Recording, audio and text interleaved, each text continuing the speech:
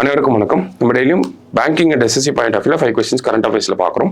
இன்னைக்கு என்ன கொஸ்டின்ஸ் இருக்கு அப்படிங்கிறத பார்ப்போம். First one, what is the term of the newly appointed 11th chairman of securities and exchange board of India Tuhin Kanta Pandey அப்படின்னு சொல்லி கேட்டிருக்காங்க.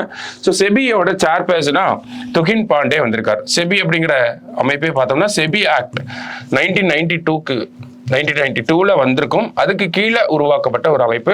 எப்போ உருவாக்கியிருப்பாங்க அப்படின்னா April 12, 1992ல ஸ்டார்ட் பண்ணியிருப்பாங்க, எஸ்டாப்ளிஷ் பண்ணியிருப்பாங்க. சரியா?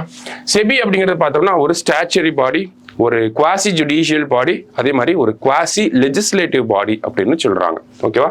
ஸோ அதோட சேர்பர்சனா இப்போ 11th சேர்பர்சனா துகின் கந்தா பாண்டே வந்திருக்கார். அவரோட டேர்ம் பார்த்தோம்னா 3 year டேர்ம், ஓகேங்களா, 3 வருஷத்துக்கு இருப்பார். சரியா? அடுத்தது, who has assumed the office as the 11th president of Asian Development Bank அப்படின்னு சொல்லி கேட்டிருக்காங்க. யார் வந்திருக்காங்க அப்படின்னா மசாட்டோ கண்டா அப்படிங்கிற இவர் தான் ஏடிபியோட 11th பிரசிடென்டா வந்திருக்காரு. ஓகேவா?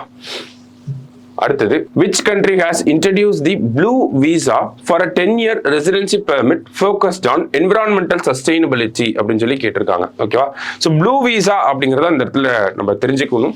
ப்ளூ விசா அப்படிங்கிறது யுஏஇயோடது தான் ப்ளூ விசா. இதுவே கோல்டு கார்டு ஸ்கீம் அப்படின்னு கேட்டாங்கன்னா அது யூஎஸோடது. கிரீன் கார்டு, கோல்டு கார்டு இது எல்லாமே யூஎஸ்.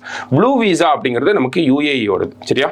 அடுத்தது, where was the military exercise Jal தல் ரக்ஷா 2025 கண்டக்டட் அப்படின்னு சொல்லி கேட்டிருக்காங்க. இந்த ஜல் தல் ரக்ஷா அப்படிங்கிறது பார்த்தோம்னா இந்தியாவோட ஆர்மி, இந்தியாவோட cost card and then marine police இவங்கெல்லாம் சேர்ந்து கண்டக்ட் பண்ண ஒரு எக்ஸசைஸ் தான் இந்த ஜல் தல் ரக்ஷா அப்படிங்கிறது. எங்க நடந்துச்சு அப்படின்னா நமக்கு குஜராத்ல நடந்திருக்கு. சரியா? லாஸ்டா, what is the name of the fund launched to boost biodiversity finance அப்படின்னு சொல்லி கேட்டிருக்காங்க.